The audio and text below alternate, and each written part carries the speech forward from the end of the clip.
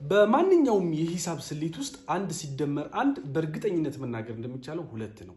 ግን ከወሲብ በተለይ ደግሞ በቅድስና ውስጥ ባለው ወሲብ መዋሃድ የሚለውን ቃል በሂሳብ ካልኩሌት ሲደረግ አንድ ሲደመር አንድ ሁለት አይሆንም፣ አንድ ነው የሚሆነው።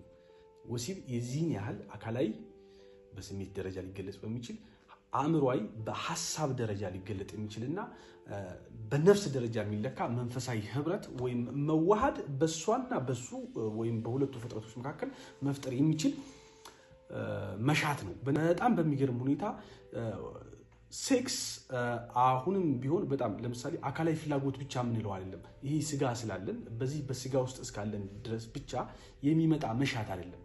ባለ አእምሮ በመሆናችን ስነ ህይወታዊ ፍላጎታችን ጭምር ነው። በጣም በሚገርም ሁኔታ እዚህ ውስጥ ሌላ በሶስተኛ ደረጃ የሚጨምርበት የነፍሳችን መሻትም ጭምራላት። ምክንያቱም በሴክስ ውስጥ ሰውን በምድር ላይ ማስቀጠል የሚባል መለኮታዊ አጀንዳም ጭምር በፍጥረት ውስጥ ስላለ ማለት ነው።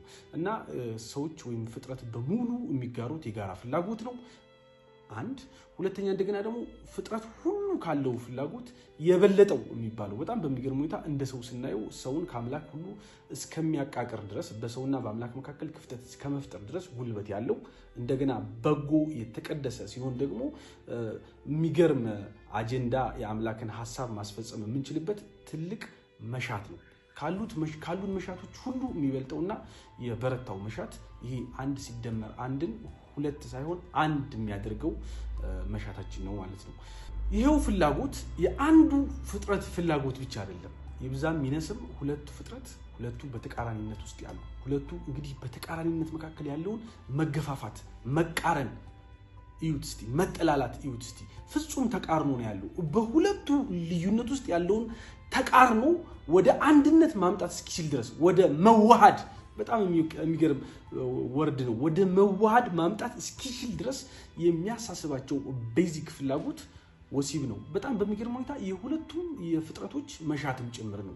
የአንዱ ብቻ አይደለም። ሁሉም አካላዊ ፍጥረት ይሄው መሻት አላቸው እና የሁለቱን ባለቤትነት የሁለቱን ሚና የሁለቱን አስተዋጽኦ ሁሉ የሚጠይቅ የመሻት አይነት ነው ማለት ነው። በነገራችን ላይ በወጉና በስርዓቱ ወይም ደግሞ ሆሊ ወይም በተቀደሰ በተለይ በዋነኝነት ከትዳር ጋር በተያያዘ በትዳር ውስጥ የሚደረግ ወሲብ ደግሞ ሌሎች በጣም ዘርፈ ብዙ አካላዊ አእምሯዊ ከአስተሳሰብ ጋር የተያዘና መንፈሳዊ ከነፍስ ጋር የተያዙ ፋይዳዎችም ጭምራሉት። ይሄ ማለት ከእርካታና ልጅን ከመውለድ ባለፈ በተቀደሰ መልኩ ወሲብን ማድረግ የሚከተሉትን ዘርፈ ብዙ ጠቀሜታዎች ይሰጡናል። አንዱን ብናይ የሰውን ልጅ በሽታ የመከላከል አቅምን ከማጎልበት አንጻር ጤናማ ወይም የተቀደሰ ወሲብ ማድረግ 30% እንደሚጨምር ነው ጥናቶች የሚያሳዩት። ይህም ጸረ ኢንፌክሽን የሆኑ ራስን የመከላከል አቅም በማጎልበት ውስጥ እንደ ብርድና ጉንፋን የመሳሰሉ በሽታዎች በቀላሉ እንዳያጠቁን ከማስቻል አንጻር የመጀመሪያ ትልቅ ጠቀሜታ አለው። በሁለተኛ ደረጃ በጣም በሚገርም ሁኔታ ለምሳሌ የአሜሪካን ጆርናል ኦፍ ካርዲዮሎጂ ጥናቶች አጥንተው እንዳረጋገጡት ከሆነ ለልብ በሽታ እጅግ በጣም መድኃኒት እንደሆነ ነው የሚናገሩት። ይህም በሳምንት 2 ጊዜ የሚደረግ ከሆነ ለልብ በሽታ የመጋለጥ እድላችንን ከማያደርጉ ሰዎች ወሲብን በሳምንት 2 ጊዜ ከማያደርጉ ሰዎች በበለጠ መልኩ እንደሚያደርግልን አሁንም ጥናቶች ያሳያሉ። ከዚሁ ጋር በተያያዘ አሁንም ጥናቶች እንደሚያሳዩት ከሆነ የደም ግፊትን ከመቀነስ አንጻር የተቀደሰ ወይም ጤናማ የሆነ ወሲባዊ ልምምድን ማድረግ እጅግ በጣም ተመካሪ ነው።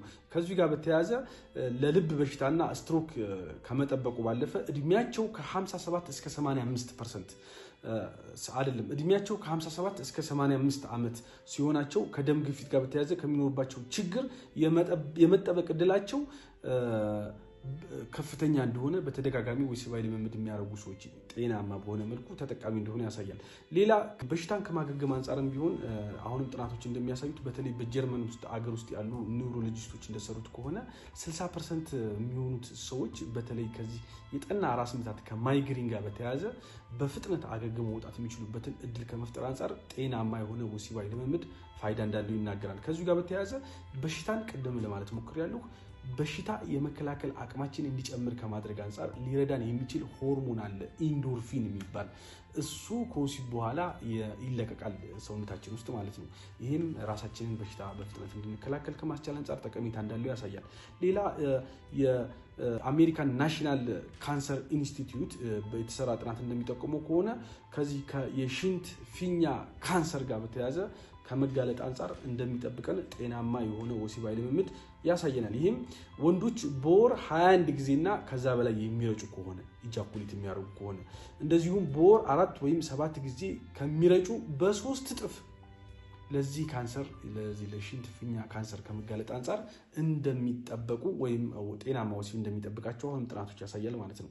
ሌላው የእንቅልፍ ስርዓትን ለማሻሻል ነው። አሁንም ጤናማ የሆነ ወሲብ ዘርፈ ብዙ ፋይዳ አለው። ከዚህ ጋር በተያያዘ ለምሳሌ ወሲብ በሚደረግበት ጊዜ የሚመረተው ለምሳሌ እንደ አዚቶሲን ወይም የፍቅር ሆርሞን እንደሚባለው እና ዶፓሚን፣ ኢንዶርፊን የሚባሉ ሆርሞኖች አይነት በቀላሉ ስለሚለቀቁ በቀላሉ እንቅልፍ እንዲወስድን ከማስቻል አንፃር እጅግ በጣም አሁንም ጠቀሜታ አለው። ሌላ አሁንም ካየን ጤናማ የሆነ ወሲብ ማድረግ ጠቀሜታው ምንድነው? ውጥረትን፣ ጭንቀትን ለመቀነስም እጅግ በጣም ጠቃሚ የሆነ ነገር እንዳለው በዚህም ስነ ህይወታዊ ስነ ልቦና ጥናት እንደጠቆመው ጤናማ ወሲብ የሚያደርጉ የግል ወሲብ ከሚያደርጉና ጭራሽ ወሲብ ከማያደርጉ በበለጠ ለጭንቀትና ውጥረት አይጋለጡም ብሎ ነው አሁንም ጥናቶች የሚያሳየው ማለት ነው። ሌላ የአእምሮ አቅምን ከማሳደግ አንፃር በተለይ አርቺቭስ ኦፍ ሴክሹዋል ቢሄቪየርስ በሚል የወጣ ጥናት እንደሚጠቁመው ተደጋጋሚ ወሲብ የሚፈጽሙ ሴቶች አሁንም ጤናማ በሆነ መንገድ የማስታወስ መቻል አቅማቸው ከፍተኛ እንደሆነ እንደሚጨምር ጥናቶች ያሳያል ማለት ነው፣ በተለይ ለሴቶች። ከዚሁም ከፍላጎታዊ ጫናና ጥያቄ ነፃ ስለሚያደርግ አእምሯችን ውስጥ ያለውን ሀሳብ ማስፈጸም የምንችልበት ፎከስ አድርገን ወይም ትኩረት አድርገን ማስፈጸም የምንችልበትን አቅም ከመጨመር አንፃር እጅግ በጣም በጎ አስተዋጽኦ አለው። ችግርን የመፍታት አቅምን እንደዚሁ ይጨምራል። በፍጥነት ነገሮችን የመረዳት የማስረዳት አቅማችን ሁሉ እንዲጎለብት ከማስቻል አንፃር አሁንም ጤናማ በሆነ መንገድ ወሲብን ማድረግ ጥቅም እንዳለው ይናገራል ማለት ነው። ሌላ ረጅም እድሜ ለመኖር ያስችላል የሚል ጥናቶችም ወጥተዋል። ከዚሁ ጋር በተያያዘ ቢኤምጂ የተባለ ጥናት እንዳ ዲስፕሌይ እንዳሳተመን ከሆነ የመሞት አጋጣሚ 50% የሚያደርጉ ከማያደርጉ የቀነሱ ነው የሚለው። እንደዚሁም ስብን ወይም ውፍረትን ለመቀነስ የሚጠቅም ሲሆን አንድ ጥናት እንደተጠቀሰው ወሲብ 108 ካሎሪ በግማሽ ሰዓት ውስጥ ያቃጥላል ነው የሚለው ማለት ነው። በተጨማሪም ወጣት እንድንሆን ያደርገናል። በዚህም ጥናቶች እንደሚያመለክቱት ከሆነ በትንሹ በሳምንት 4 ጊዜ የሚያደርግ ሰው ከእኩዮቹ ከ7 እስከ 12 ዓመት ድረስ ያነሰ ወጣት የመሆን አቅሙ እንደሚጨምር ጥናቶች ያሳያሉ። እነዚህን ካየናቸው ሙሉ ለሙሉ ጤናማ በሆነ መንገድ ወሲብ ማድረግ አካላዊና አእምሮ ላይ ያላቸውን በጎ አስተዋጽኦ ነው የሚያሳዩት። ይህ እንግዲህ ምርት ፕሮዳክቲቪቲ፣ ልጅን መውለድ፣ ዘርን መተካት። በነገራችን ላይ ሞትን ማሸነፍ ትፈልጋላችሁ? ሞትን ማሸነፍ የሚቻልበት ብቸኛው መንገድ ልጅን መውለድ፣ ራስን መተካት ማለት ነው። ከዚህ ውጭ ነው እንግዲህ እነዚህ ጠቀሜታዎች በሙሉ ማለት ነው።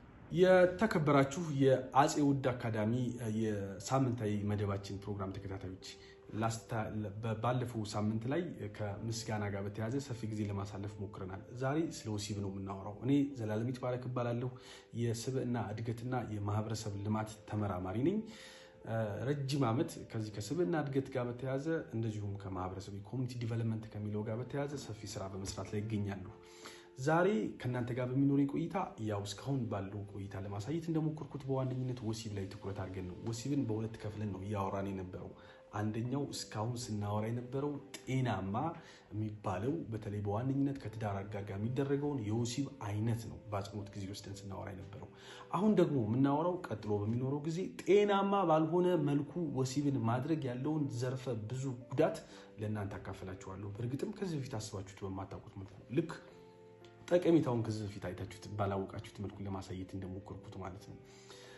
እንግዲህ በመጀመሪያ ደረጃ ወሲብን ከጤናማ ያልሆነ የሚያስብለው አንደኛ ይሄ በቅዱሳን መጽሐፍት ሐሳብ ከታየ ዚና ወይም ምንዝርና የሚባለው ማለት ነው። በትዳር አጋር ላይ መባለግ ሊሆን ይችላል።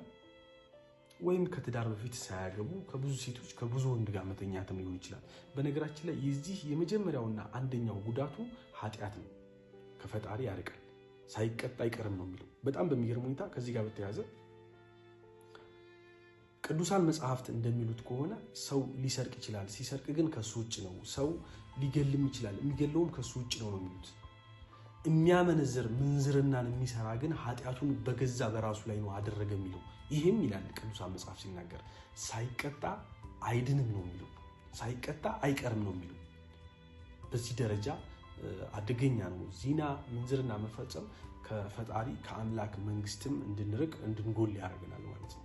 ይሄ ከኃጢአት አንጻር ያለው መንፈሳዊ ጉዳት ሲሆን፣ በሁለተኛ ደረጃ ላይ ካየነው ግን ከዚህ ከአእምሮ ጋር በተያያዘ አለቅጥ ጤናማ ባልሆነ መልኩ ወሲብን የሚያደርጉ ሰዎች፣ እኔ ለምሳሌ ከዚህ ጋር በተያያዘ የረጅም ዓመት ችግር ነበረብኝ፣ የምንዝርና ችግር ነበረብኝ። ከብዙ ሴቶች ጋር ተኛ ነበር እና የራሴንም ችግር ከደረሰብኝ ችግር በመነሳት ነው እንግዲህ ይህንንም ላወራ ይህንንም የማስተምረው ማለት ነው። እና ከዚህ ጋር በተያያዘ በጣም በሚገርም ሁኔታ የአእምሯችንን ትኩረት የማድረግ አቅም የመቀማት አሉታ የሚባል ጉዳት አለው ምንዝርና። ይሄ ብቻ አለ የማስታወስ አቅም፣ ይሄ ብቻ አለ ችግርን የመፍታት አቅም። ሌሎችንም ማየት እንችላለን።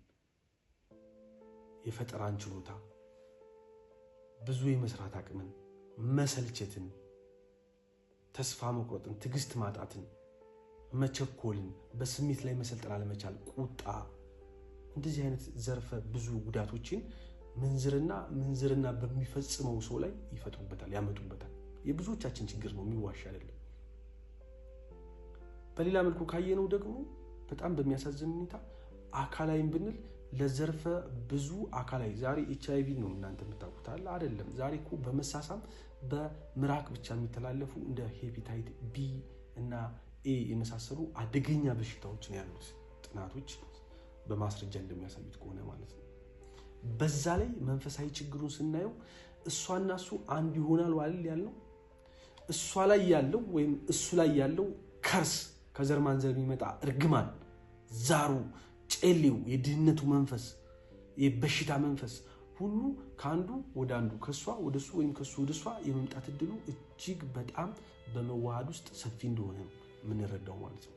ይህንን መሰል ዘርፈ ብዙ ጉዳቶች አሉ። ሌላው በጣም አደገኛ ፓርቱ ደግሞ በረከትን ይዛል። ምንዝርና ለፍተን ያመጣነውን ገንዘብ ብቻ ሳይሆን አምላክ የሰጠንን ጉልበት፣ ጊዜ፣ ዕውቀት እሷ ላይ ወይም እሱ ላይ ጭል ላይ እንድንጨርሰው የማድረግ በጣም አደገኛ የሆነ ጉልበት ቀሚ ነው። በላባችን ደክመን ያመጣነውን ገንዘብ ደግሞ የመስለብ አቅም አለው ምንዝርና ወይም ዚና ማለት ነው። በረከትን ይቀማል። በጣም በሚገርም ሁኔታ በወሲብ ሱስ የተያዙ ሰዎች ሌላን ገንዘብ ማምጣት የሚችሉበትን እድል ልክ እንደ ገርግድ በሩሉ ይዘጋል እና ያላቸውን ብቻ ረጅተው እንዲጨርሱ በማድረግ በረከትን ይቀማል፣ በረከትን ይሰልባል ማለት ነው። እነዚህ ሁሉ ከምንዝርና ጋር በተያያዘ የወሲብ ሱስ ወይም በሽታ ሴክስ በነገራችን ላይ አዲክሽን ነው፣ ሱስ ነው። ልብ ማለት ያለብን ነገር ማንኛውም ነገር ጤናማ በሆነ መንገድ ስንጠቀሙ በረከት አለው፣ ልክ ቅድም እንዳለው ማለት ነው። የፍቅር ሆርሞን ሁሉ ከኛ ውስጥ እስኪመረት ድረስ ህብረትን፣ አብሮነትን የማጠናከር በጎ አስተዋጽኦ አለው። ልክ በዚሁ መልኩ ደግሞ ጤናማ ባልሆነ መንገድ ስናደርገው ደግሞ ለሱስ ይዳርጋል። አብኖርማል በሆነ መንገድ ስናደርገው ማለት ነው። እንግዲህ የተከበራችሁ የአፄ ውድ ተመልካቾች፣ ቀጥሎ እንዴት ከዚህ ጤናማ ካልሆነ ወይም ደግሞ ከወሲባዊ ሱስ ወይም የወሲብ ጤናማ ያልሆነ ልምምድ ራሴን እንዴት ላውጣ፣ እንዴት ራሳችንን ከዚህ እናውጣ በሚለው ርዕስ ላይ ከራሴም ህይወት ተሞክሮ እንደገና በማስተማር ደግሞ ብዙ ሰዎች እንዲለወጡበት ካደረኩት ተሞክሮ በመነሳት ቀጥሎ እጅግ በጣም የሚጠቅሟችሁን እንደዚሁም ፐብሊሽ አድርጌያቸው ራሱ አክሴፕታንስ ያደረጉ ሀሳቦች ናቸው። በእነሱ ላይ ጊዜ ወስደን እንመካከር። በእርግጥም ማንም ከዚህ ችግር በላይ መሆን የሚችልበት እድል እጁ ላይ ስላለ እሱን እድል ላካፍላችሁ፣ አብራችሁ ይንቁ። ጤናማ ካልሆነ ወሲባዊ ልምምድ በመውጣት ጤናማ ወደሆነ ወሲባዊ ልምምድ ራስን ለማምጣት ከሚመከሩትን ምክሮች ካየናቸው በሁለት ከፍለን ነው የምናየው። የመጀመሪያው ደረጃ አንደኛው መንፈሳዊ ሕክምና ነው። አዎ ይሄ እንደዚሁ ሳይንስ ነው የምናወራው በሚል የምንክደው ነገር አይደለም። በእርግጥም ከምንዝርና ከዚና ጋር በተያያዘ የሚሰራ መንፈስ እንዳለ በራሴ ህይወት በብዙዎች ህይወትም ማየት ማረጋገጥ ችያለሁ። ስለዚህ የመፍትሄውን ሐሳብ ስጠቁም በመጀመሪያ መልኩ እንደ አንድ ክንፍ የማየው ወደ ሃይማኖት ቦታችን መመለስ ነው። ይህም ሙስሊም ከሆነም ኦርቶዶክስ፣ ጴንጤም ማንኛውም ሃይማኖት ተከታይ ቢሆን ወደዛ ወደ ቀደመው የሃይማኖታዊ ልምምዱ በመሄድ ንስሐ ከመግባት ከመቶበት የሰራውን ኃጢአት ለሃይማኖት አባት ከመናገር በመጀመር ራሱን መንፈሳዊ በሆነ መንገድ ማከም እንዳለበት በአጽንኦት መናገር ፈልጋለሁ። ከዛ ቀጥሎ ግን መስገድ፣ መጸለይ፣ መጾም ይሄ ፍላጎት ምንጩ ስጋችንና የለመደው አእምሯችን ስለሆነ ምንጩን ከማድረግ አንፃር ጉልበት እንድናገኝ የማስቻል በጎ አስተዋጽኦ አለው። ይህም አምጣ የሚለውን የወሲባዊ ልምምድ ፍላጎትን ጉልበት እንዲያጣ እንዲዳከምና እኛ እንጂ ፍላጎቱ የሚመራን እንዳንሆን የማስቻል በጎ አስተዋጽኦ አለው ማለት ነው። ስለዚህ በአንድ ክንፍ እንድታዩት የምፈልገው ነገር ወደ ሃይማኖት ቦታ መሄድና ከሃይማኖት አባት ከሃይማኖት ተቋሙ ጋር መነጋገር፣ ራስን ማጋለጥና መንፈሳዊ ሕክምና እንድናገኝ ለራሳችን እድሉን መፍጠር እጅግ በጣም ተመካሪ ነው። ዛሬ ያሉት አስተምሮቶች እንደዚህ አድርግ ትችላለህ አይደለም፣ የማንችላቸው ችግሮች አሉ በአምላክ እርዳታ። ምክንያቱም እኔ እላለሁ ይህ እስክሪብቶ ከመሆኑ በፊት ይህንን እስክሪብቶ በፈጠረው ሰው አእምሮ ውስጥ ነበረ። እኔናንችን ከመሆናችን በፊት እኔናንችን በፈጠረው አምላክ ሐሳብ ውስጥ ነበርን፣ መንፈስ ውስጥ ነበርን። ይሄ ማለት ይሄ የሚታየው የመጣው ከማይታየው ሐሳብ እንደሆነ ሁሉ እኔናንቺ የመጣነው ከማይታየው የአምላክ ሐሳብ እንደሆነ ግልጽ ነው። ይሄ በሌላ ቋንቋ የሚታየው ከማይታየው ነው የመጣው የሚለውን የቅዱሳን መጽሐፍት ሐሳብ እንደ ማጣቀሻ መሰረት ያደረገ ሐሳብ ሲሆን የኛም ከምንዝርና ዚና ከማድረግ ጋር በተያያዘ የታሰርንበት የችግር ቁልፍ የሚታየው ብቻ አይደለም፣ የማይታይም ነው፣ መንፈሳዊም ነው። ስለዚህ ወደ ሃይማኖት ተቋም በመሄድ እነዚህ ሃይማኖታዊ ወይም ደግሞ የመንፈሳዊ ሕክምና ቦታዎች መንፈሳዊ ሆስፒታሎች በመሆናቸው ወደ እነዛ መሄድ የመጀመሪያው ተመካሪ ምክር ነው ማለት ነው። ሁለተኛውን ክፍል ካየነው ግን ኦልሬዲ መንፈሱን በመንፈስ መተን ከኛ እንዲወገድ ካደረግነው በኋላ ወይም ደግሞ ሃይማኖታዊ ሕክምና ካገኘን በኋላ ደግመን ወደዛ እንዳንሄድ አእምሯችን ውስጥ የጎለበተውን ልምድ፣ ምክንያቱም ልምድ ከግንድ ስለሚከብድ ልምዱን ማፍረስ ላይ ደግሞ ዘርፈ ብዙ የሚመከሩ ስነስልቶች አሉ። የመጀመሪያው እና ዋነኛው ከዚህ ጋር በተያያዘ ስሜትን ማስተዳደር መቻል ነው። አዎ ከማየት ከመስማት ጋር በተያያዘ በተለይ ደግሞ ወደ ውስጣችን ከምናስገባው ግብአት ጋር በተያያዘ ለምሳሌ አንድ ሰው የፖርኖግራፊ ወይም ደግሞ ወሲብ ቀስቃሽ ፊልምና ምስልን እያየ ስለ ወሲብ አለማሰብ አይችልም። ስለዚህ የስሜትን ማስተዳደር እንድንችል ከሚረዱን ተመካሪ ምክሮች መካከል አንዱ የግብአት ለውጥ ማምጣት፣ ይህንን ፍላጎት ሊፈጥርብን ሊያነሳሱን የሚችሉ ምስልም ሆነ ቀስቃሽ ምስሎችን ከግብአትነት ከኛ ማራቅ የመጀመሪያው ተመካሪ ነው ማለት ነው። እዚህ ውስጥ መምረጥ እና መመጠን መቻል የሚረሳ አይደለም። በእርግጥም የምንመርጥ ሰዎች መሆን መቻል አለብን። ያ ፍላጎት አምጪ ወይም አምጣ እያለ እንዳይረብሽን ማለት ነው። በሌላ መልኩ ካየነው አሁንም ስሜትን ማስተዳደር ስንል ስሜታችንን እምቢ ማለት መቻል ማለት ነው። መከልከል፣ መገደብ ወይም ደግሞ ማስቆም መቻል የሚሉ ትርጓሜዎች አሉት። ኦቨርኦል በስሜት ላይ መሰልጠን ወይም ስሜትን ማስተዳደር ራስን በመገደብ፣ ራስን በመከልከል፣ ራስን በመቆጠብ የሚገለጥ ነው ማለት ነው። ስለዚህ አልሄድም አላደርግም የሚለውን ውሳኔ ራስ ላይ በማጽናት ስሜታችንን ማስተዳደር የምንችል ከሆነ ከዚህ ችግር መውጣት የምንችልበትን እድል ለራሳችን መፍጠር እንችላለን ማለት ነው። እንደዚሁም እዚሁ ስሜት ጋር በተያያዘ በአጽንኦት አንዳንዴ አረጋለሁ አላረግም የሚለውም ነገር አደገኛ ነው። ከዛ ይልቅ በተቻለ መልኩ ራስን ማታለል መልመድ አሪፍ ነው ማለት አምጣው የሚለው ፍላጎት በተፈጠረበት ሰዓት ለነገሩ ምላሽ ከመስጠት አንድ ወይም ደግሞ ምላሽ አልሰጥም በሚል ክርክር ውስጥ ራስን ከመክተት ይልቅ ሌላ አማራጭ በመፍጠር ራሳችንን በዛ ውስጥ ለማሳለፍ መሞከር ስንወጣ እንድንረሳው ከፍላጎቱ ውጭ መሆን የምንችልበትን እድል ይፈጥርልናል ማለት ነው። ሌላ ማግባት የትዳር አጋር መያዝ የማይነካ ነው። አዎ የበረታ ፍላጎት ውስጥና ልንቆጣጠረው በማንችለው መሻት ውስጥ ከሆን እኔ እመክራለሁ አግቡ። አዎ በእርግጥም ባለማግባት ከብዙ ሴት ጋር ወይም ከብዙ ወንድ ጋር በመተኛት ውስጥ ከሚመጣብን ችግር አንፃር በማግባት ውስጥ ሊገጥመን የሚችለውን ችግር ሚዛን ላይ አውጥተን ብናየው የበረታው ችግር ሳናገባ በዛ ልምድ ውስጥ ብንሆን የሚደርስብን ነው።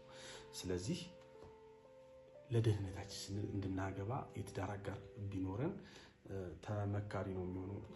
ሌላው በጣም የብዙ ሰዎች ችግር ሆኖ ያየነው እኛም ቢሮ ላይ መተው ካውንስል ሲደረጉ በዚህ ችግር ላይ የታዘብነው ነገር ለምሳሌ ሚስቶቻቸው የትዳር አጋሮቻቸው ካረገዙና ከወለዱ በኋላ የአካላዊ ለውጥ መወፈርና ጤናማ ያልሆነ የሰውነት ቅርጽ ውስጥ ሊገቡ ይችላሉ። ይሄ ደግሞ ብዙ ሰዎች ቀጭን ምናምን አይነት የሚመቻቸውን ሰው ወይም ሴክስ ሲያረጉ ወሲብ ሲያረጉ የሚመቻቸውን ሰው ፍለጋ ወደ ውጭ እንዲሄዱ ይሄዳሉ። ወይም በአንድ በሌላ መንገድ ተጠልፈው ሳያስቡት ድንገት በጣም ሴክስ የምትችል ወይም የሚችል ሰው እጅ ላይ ሊወድቁ ይችላሉ። ከዛ በኋላ እነዚህ ሰዎች ወደ ቤታቸው የመመለስ እድላቸው እጅግ በጣም ጠባብ ነው። ምናልባት ቤታቸው ውስጥ ያለውን ነገር እስከ መጥላት ድረስ ሊሸፍቱ ይችላሉ። ለነዚህ ሰዎች እነዚህን ሰዎች እኔ በመጀመሪያ ደረጃ የምላቸው ሰነፍና ደካማ እንደሆኑ ለምን ማለት ጥሩ ነው። እውጭ የሚፈልጉትን እውጭ ተመቸኝ የሚሉትን ለምን ቤት ውስጥ አይፈጥሩትም? ለምን ከትዳር አጋራቸው ያንን ነገር አይፈጥሩትም? ይቻላል። አዎ መነጋገር፣ በግልጽ መወያየት። ይሄም እውጭ የምንፈልገውን እቤታችን መፍጠር ከቻለ ያው ነው። እንዲያውም የሚጣፍጥና የበለጠ ደስ የሚለው ቤት ውስጥ ያለው ወደ ቤታችን እንድንመለስ ከምንዝርና እንድንድን እድሉን ይፈጥርልናል ማለት ነው። ሌላው ከዚህ ጋር በተያያዘ በተለይ ለምንዝርናና ለዚና ከሚዳርጉ ተጠቃሽ ምክንያቶች መካከል አንዱና ዋነኛው የአደገኛ እጽ ሱሰኝነት ነው። ለምሳሌ መጠጥን አልቅጥ መጠጣት ለምንዝርና ያነሳሳል። እጅግ ጨዋ የሆኑ ሰዎች ራሱ ተጠልፈው የሚወድቁት ሰክረው ወይም በሞቅታ ነው። ሌላ ካየነው እንደገና ጫትን መቃም፣ ዊድ ወይም ጋንጃ እና መሰል አደገኛ እጾችን መጠቀም ስሜታችንን መቆጣጠር የምንችልበትን ማስታወስ፣ ማስተዋል፣ ማመዛዘን የሚባሉትን ቤዚክ የአእምሯችንን አቅም ሚዛን ስለሚያስቱን አሁንም ለዚናና ለምንዝርና የመዳረግ እድላችንን ያሰፉታል። ስለዚህ እንደ ኮዝ ወይም እንደ መነሻ እንደ መንስኤ ክርቢት የሚጭሩትን ፋክተሮች አደገኛ እጽን መጠቀም ራስን ማቆም ላይ ኢንቨስት ማድረግ አሁንም ከምንዝርና መዳን የምንችልበትን እድል ያጎለብትልናል ማለት ነው። ከዚህ ጋር በተያያዘ በነገራችን ላይ ከአደገኛ እጽ ጋር በተያያዘ እኔ እንደነገርኳቸው ረጅም ዓመት ሱሰኝነት ውስጥ የነበርኩ ሰው ነኝና ከዛ ህይወት ወጥቼ ነው ይህንና መሰል ሰፊ ስራዎች እንደ ሀገር መስራት የቻልኩት። ለእናንተ ግን የምነግራችሁ ነገር አንድ ቤዚክ ነገር ምንድነው?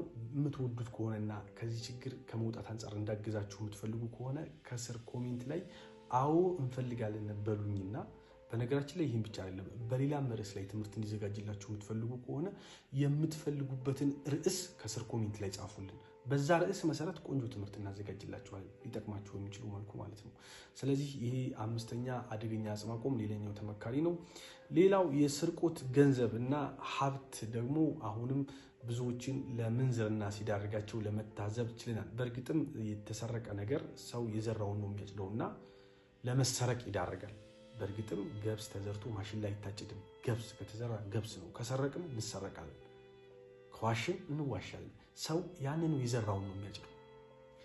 ከዚህ ጋር በተያያዘ መስረቅ እንደ ሙሰኝነት፣ በአቋራጭ ለመክበር መሞከር ምናምን አይነት አደገኛ የሆኑ ልማዶችን ማድረግ እንቅልፍ እንድናጣ፣ ለጭንቀት ለውጥረት እንድንዳረግ የማድረጋቸው አስተዋጽኦ ሰፊ ነው።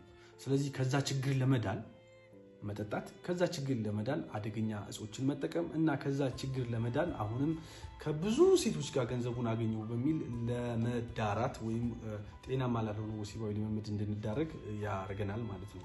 ይህንንም በተቻለ መልኩ የላባችንን ፍሬ ለማግኘት የድካማችንን ፍሬ ለማግኘት መሞከር ከምንዝርና፣ ምክንያቱም ገንዘቤን አላባክንም ወደሚል ማይንድ ሴት አፕ አምሯችን ስለሚመጣ የመቆጠብ ዕድላችን ሰፊ ነው የሚሆነው ማለት ነው። ሌላው በሰባተኛ ደረጃ አሁን ከምንዝርና ለመውጣት ከሚመከሩ ምክሮች መካከል አንዱና ዋነኛው መወሰን መቻል ነው። በነገራችን ላይ መወሰን መቻል ወሲባዊ ልምምድ ላለመጀመርም በጎ አስተዋጽኦ አለው። በነገራችን ላይ እኔ ደግሜ ብወለድ ደግሜ ብፈጠር ከማላረጋቸው ሁለት ነገሮች መካከል አንዱ ከትዳር በፊት ወሲብ አላረግም ነበር። ሁለተኛ አደገኛ እጽ በሄድበት አልሄድም ነበር። በነገራችን ላይ ድንግልና እየሰማሽ ነው፣ ለወንድም ለሴትም ነው አክቹዋሊ፣ ግን ለአንቺ ባጽሞት ልንገርሽ፣ ድንግልና ቃል ኪዳን ነው። ይኸውልሽ ሰው ከአምላኩ ጋር ኪዳንን ሲያስር ኪዳኑ የሚጸናው ደም በማፍሰስ ውስጥ ነው። አዲስ ኪዳን የሚለውን ኮንሴፕት ለምሳሌ በመጽሐፍ ቅዱስ ውስጥ ካየነው፣ በብሉይ ኪዳን ውስጥ በቅዱስ ቁርአን ውስጥ ካየን እነ ሙሳ እነ ዳውድ እነ አብርሃም ኢብራሂም የመሳሰሉት አባቶች ከአላህ ከእግዚአብሔር ጋር ኪዳን ሲያስሩ ደም ያፈሱ ነበር።